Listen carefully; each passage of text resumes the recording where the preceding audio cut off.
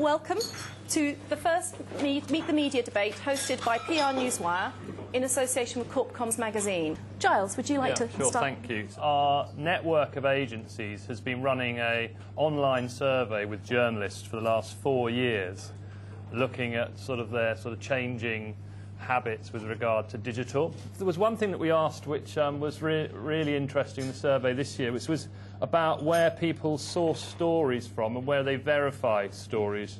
Just under 50% said that they use Twitter for sourcing news story leads, and about just over 30% said they use Twitter for verifying story leads. Also, we asked about blogs. Interestingly, a lot of people said that 40% said they used sourced stories from blogs that they hadn't come across before. Something that concerns me about that survey is the number of verifying stories from blogs. I mean, whether they know the blogs or they're not, that's not the sort of people they should be going to verify. It strikes me there's going to be an awful lot of legal writs coming through sometime soon. Would you agree? I mean, the fact is, as a journalist, you know, we all use Twitter as a kind of fresh newswire. You know, it's a kind of full-fat newswire. It's you know, when other sources dry up, you turn on Twitter and go through that. But it also illustrates a kind of much bigger and deeper trend in that Twitter is a newswire that everybody can see and everybody contributes to. You know, traditional news media used to be all about, you know, we as journalists would have kind of semi-exclusive access to the news wires and various other kind of regulatory sources of information.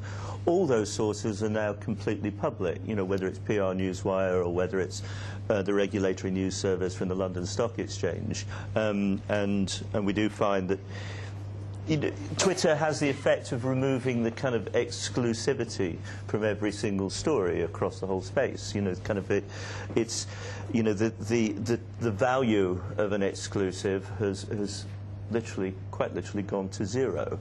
I totally disagree with Paul on the value of exclusives. I think it's actually brought up the value of exclusives, because what we're getting now is, frankly, untrained, unprofessional people coming out putting all sorts of nonsense out, and we're getting the odd people who know what they're talking about, putting things up very quickly in terms of newswires, but digging out and actually having the contacts is now much, much more important, because an exclusive, very few people know how to break stories anymore, and it's becoming increasingly dangerous, I think.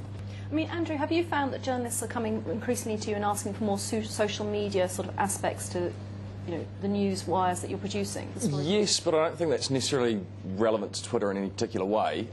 Journalists much more now are expecting a much more complete set of collateral, so multimedia, video, imagery, background documents, that all being available in one place, fully ready to use, is obviously the best scenario for a journalist.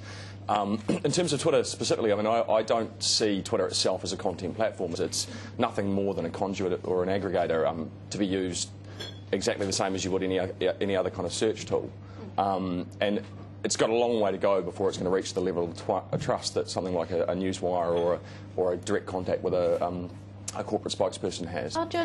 Are PRs getting in touch with you now through social media? Are you getting tweeted? Or? Lots of people on Twitter. I mean, I see Twitter and Facebook as very different.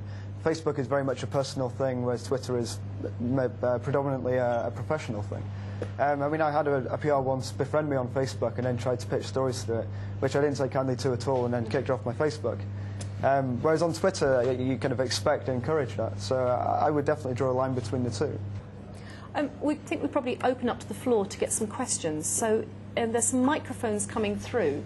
Fiona Cordy, Berkshire Healthcare. I'd like to just ask the panel, as somebody who's kind of just in the sort of beginnings of formulating a sort of social media policy, what kind of things is it worthwhile tweeting? For example, it's very easy. I think a lot of people just actually, as you said before, just tweet, you know, a link to a press release. Is there any value in that? Are there other, you know, what kind of... No, there's not.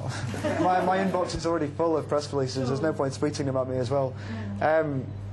Interesting lines, I suppose. I mean, I guess it's quite difficult because you don't want to give away the interesting details of a story to everybody by tweeting. You know, you still want to have that personal relationship with the journalists. I'd like to thank the panel for a really interesting discussion this morning, and also PR Newswire for hosting it today. Thank you.